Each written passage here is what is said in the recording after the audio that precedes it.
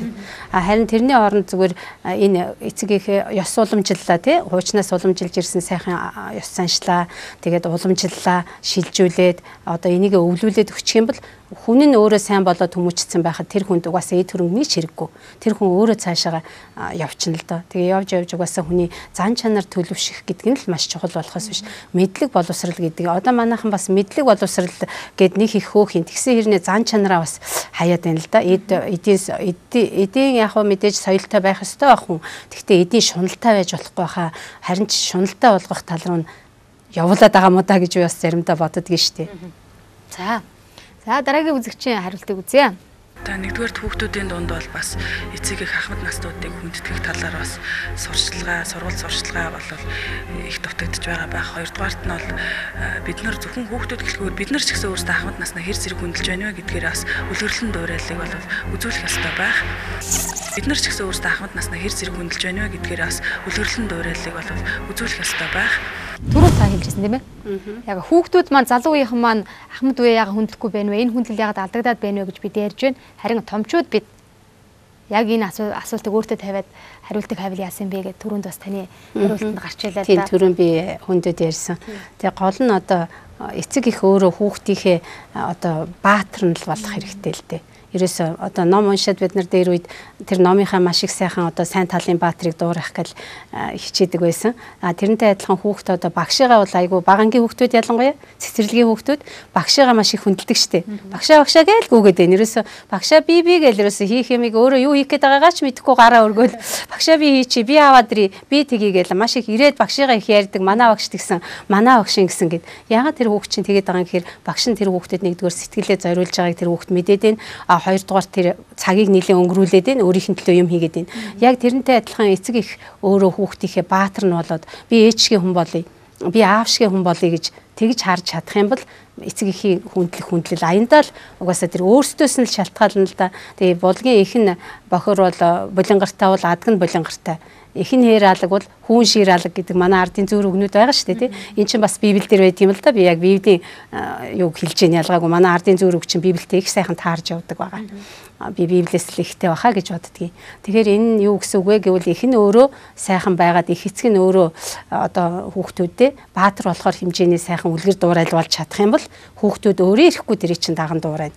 Ерөөсөө тэг хүн өөрийнхөө сонссон юмнасаа илүүгээр харсан зүйлээ илүү тогтоож үлдээдэг гэдэг байгаа шүү дээ. Би энийг дахин хэлмээр байна л да. Тэр үлгэр дуурайлуулах гэдэг талаасаа харсан зүйлийнхээ одоо 50% нь үдсэн, харсан, сонсон, хийсэн зүйлийнхээ одоо 90% нь авч үлддэг гэж байгаа юм. Тэгэхээр энэ бүхнийг бид нар хэлж өгнө, хэл амаараач сургана, үйл хэрэгээрээ ч адилхан одоо ажил үйл соёр нийлээд сургана.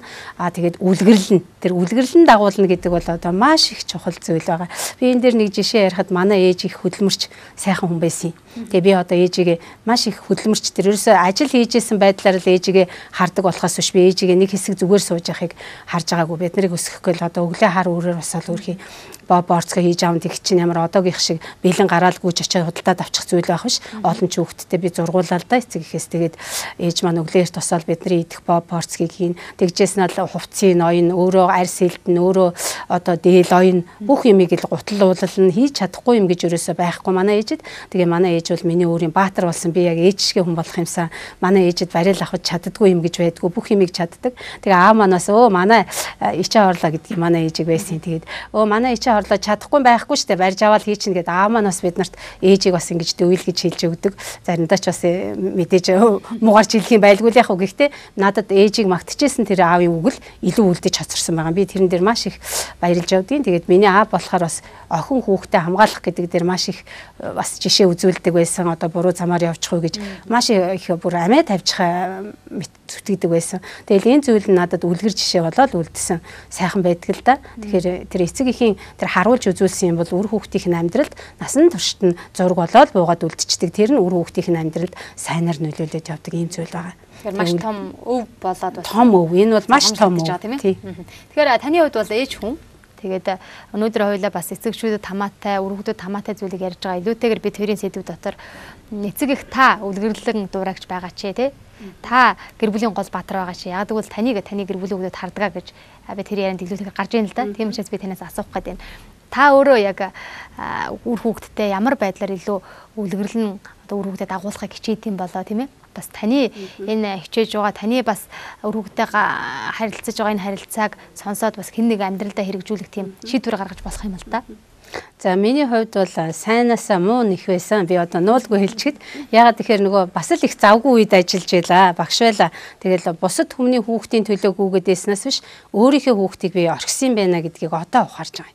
Хүүхдүүдээ ерөөсөө тэгэл өстой цэцэрлэг тавиачиж өгдөг ч юм уу. Бүр 24 цэцэрлэг төртөл өгж илээ шүү дээ. Би нэг хүүхдээ бол 24 цэцэрлэгээр явуулж исэн. Тэгээ ерөөсөө 24 цэцэрлэг гэдэг чинь шүүн ч уулзахгүй шүү дээ. Арай хэтэрж байгаа үсттэй тий. Одоо эргээд бодохоор би ер нь ямар буруу байж вэ гэдгийг ухаарад байгаа. Тэгээд яаж энийг ухаарав гэхээр би Библи уншиж л ухаарсан. За миний одоо өөрийн минь үлгэрлэх тал бол хүүхдтэйгээ цуг байгаагүй юм чинь яаж үлгэрлэдэг? Байхаараа яадгүй гэхээр нэх ядарсан нөгөө хүүхдүүдийн шууган донд хүүхдүүдтэй ажиллаа ядарсан хүн чинь эргээд хүүхдтэй явахаар баг хүрээд ирэхээр налий цаашаа би ядарч ин тэр аваасаа асуу тэр хичээсээ асууч байд юм одоо ингээл түлхийжсэн би бол нэг сайн үлгэр жишээ болохоор байгаагүй нэх ядарсан ээж хурж ирээл ингээд яадаг нэг нөгөө л хэлчихэд юм байсан. А тэгтээ харин одоо би Библи уншаад юу ойлгож байна вэ гэхээр би өөрөө алдажээ харин одоо хүүхдүүдийн минь үе дээр надад бити гараасай.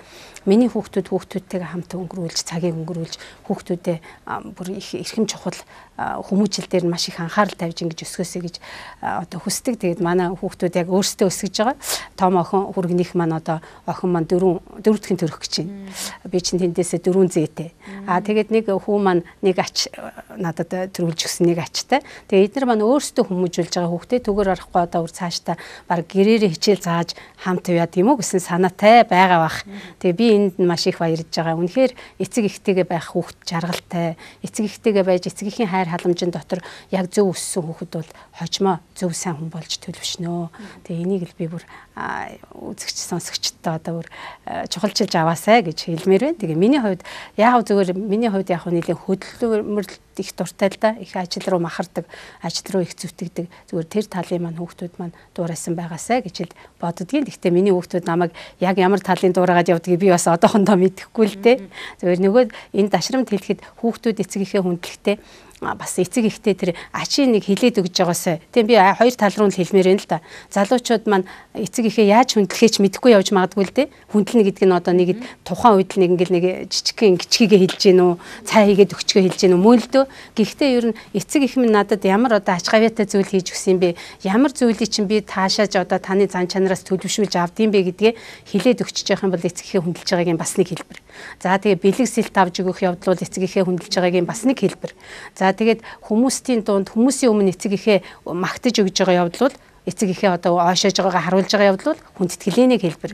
За хүндэтгэлийн өөр бас хэлбэр нь юу вэ гэхээр үг сургамжийн дуулууртай дагаж хэрэгжүүлж байгаа явдал бол бас хүндэтгэлийн нэг хэлбэр. Тэгэхээр хүүхдүүд бас эцэг ихээ ингэж баярлуулж байгаасай гэж би хэлмээр байна. Тэгэхээр ийм долоодлоо нэвтрүүлгээр өнөөдөр бид хүүхэд залуучуудын маань дунд эцэг эхээ хүндлэл яагаад алдагдаж байна вэ гэсэн сэдвийн дор тантай ярилцаад өндөрлөж байна. Тэгэхээр өнөөдөр бас цаг зав гаргаж хүрэлцэн ирсэн танд маш их баярлалаа. Нэвтрүүлгийн төгсгөлд яг энэ сэдвээ богинохой хугацаанд дүгндэг байгаа тийм ээ. Тэгэхээр таны дүгнэлтийг сонсъё.